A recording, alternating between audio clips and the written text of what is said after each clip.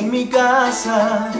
¿O es que acaso esperabas que salga a la calle y no tome conciencia que hay una enfermedad y que debo cuidarme?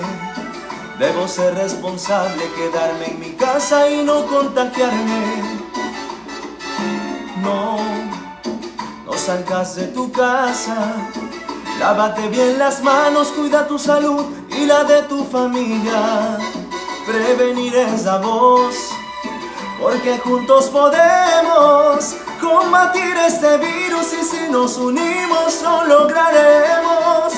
Vamos a combatirlo, por Dios te lo juro. Quédate en tu casa, estarás más seguro. Infórmate bien sobre lo que acontece. Cuidemos el mundo responsablemente. Sé que voy a gozar y seguiré cantando. Todo pasará si seguimos luchando. Debemos ser buenos con toda la gente y para comprar ser más inteligentes.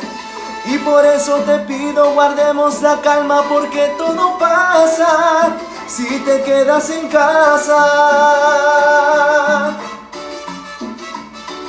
Hermanos, y ahí ven.